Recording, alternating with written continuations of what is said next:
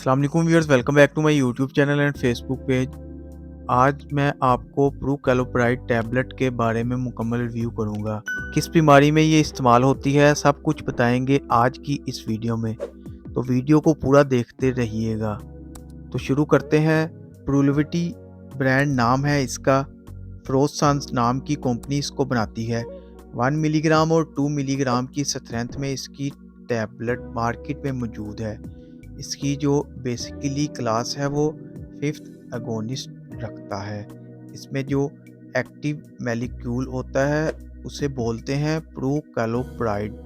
ये इसका active formula है।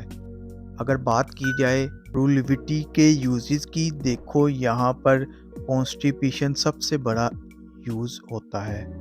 जिन लोगों को कॉन्स्टिपेशन होती है, कोई भी बीमारी के चलते या बहुत पुराना कॉन्स्टिपेशन है, तो वहाँ पर इसको दिया जाता है। ये इम्प्रूव करता आपके डाइजेशन को।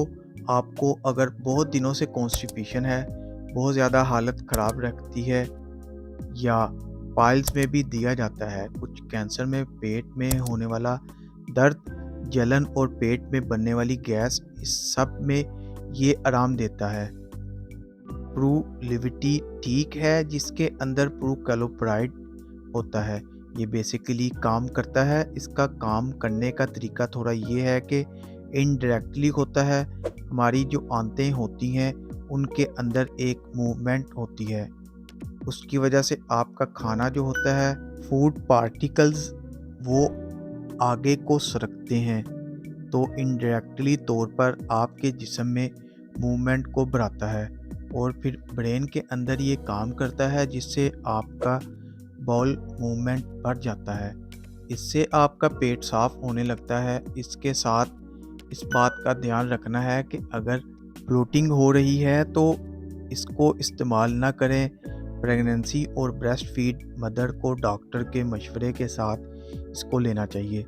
मतलब कि बताना चाहिए डॉक्टर को कि हम प्रेग्नेंट हैं, बच्चा है घर पर दूध पीता है, तो ये ज़रूरी है बताना। दूसरी चीज़, इसको जो है वो फिक्स टाइम पर लेना है। इसकी डोज को मिस नहीं करना। अगर आपको कॉन्स्टिपेशन बहुत लंबे अरसे से है और हर चीज़ ट्राई कर ली है, तो आप प्रूलिविटी को भी ट्राई कर सकते हैं। डॉक्टर आपको लिख सकते हैं, और कोई भी दवा हो डॉक्टर की हिदायत से लेनी चाहिए। ये वीडियो सिर्फ आपकी इंफॉर्मेशन के लिए बनाई जाती है।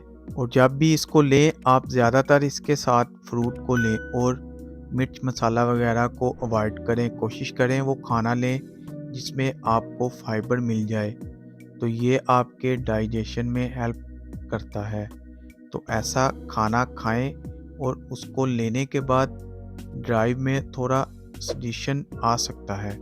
लीवर और किडनी का अगर मसला है तो डॉक्टर को पहले ही बता दें ताकि डोज को मॉडिफाई किया जाए या ना चलाया जाए। बात करेंगे साइड इफ़ेक्ट्स की।